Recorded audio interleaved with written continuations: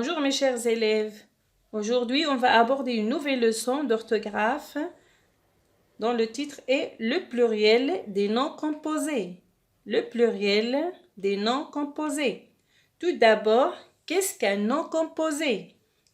Les noms composés sont habituellement formés de deux ou de plusieurs mots, généralement séparés par un trait d'union ou reliés par une préposition.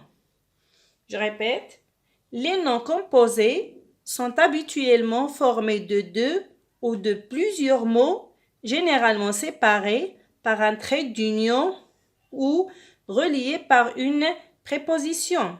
Exemple, un porte-bagages. Un porte-bagages. Ici, porte, c'est un verbe, bagage, c'est un nom. Ici, un rond-point. Un rond-point. Rond, ici, c'est un adjectif. Comment il est le point? Il est rond. Rond, c'est adjectif.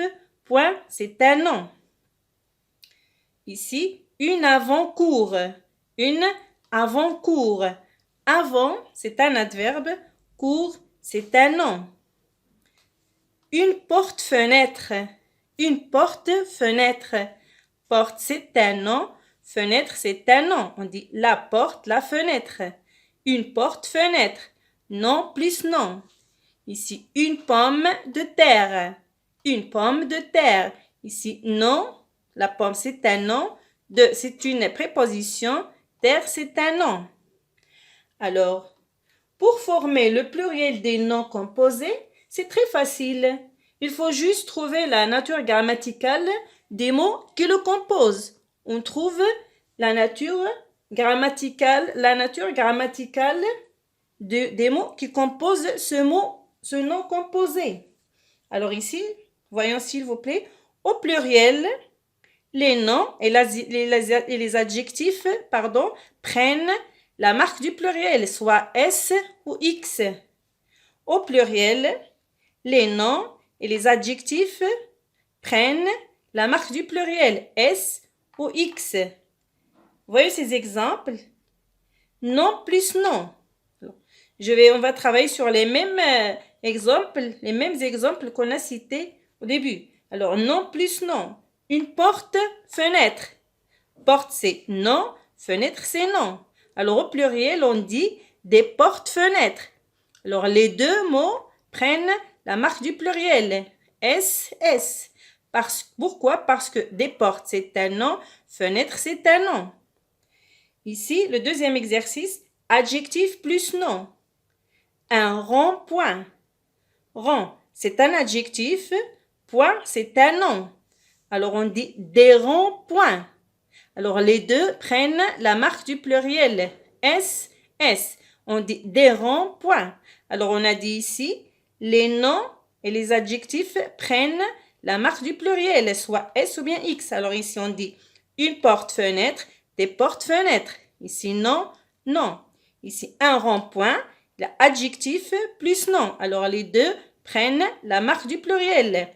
Alors, ici, au pluriel, les verbes et les adverbes restent invariables. Au pluriel, les verbes et les adverbes restent invariables. Ils ne changent pas. C'est-à-dire, ils ne prennent pas la marque du pluriel. Voyons ces exemples. Par exemple, ici, il y a verbe plus nom. Exemple, un porte-bagages. Porte, c'est un verbe. Bagage, c'est un nom. Alors ici, c'est le nom qui va prendre la marque du pluriel. Le deuxième mot. Ici, on dit des porte-bagages. Porte, c'est un verbe. Il est invariable. Bagage, c'est un nom. Alors, il prend la marque du pluriel S. Ici, adverbe plus nom. Les mêmes exemples qu'on a cités au début. Alors ici, on dit adverbe plus nom, une avant-cour. Avant, c'est un adverbe, cour, c'est un nom. Le pluriel, on dit des avant-cours.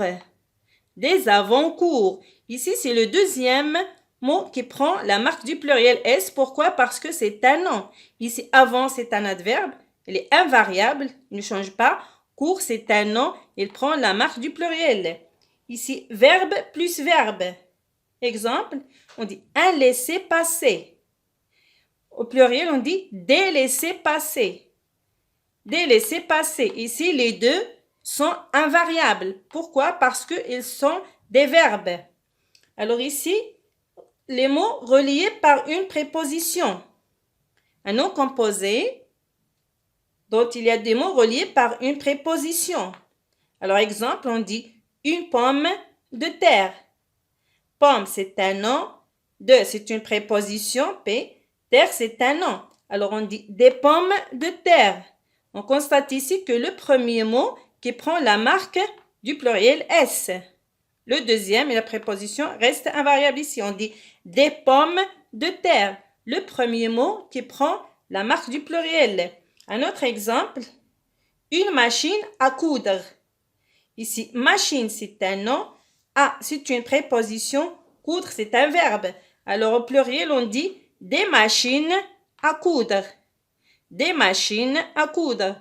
Le premier mot qui prend la marque du pluriel.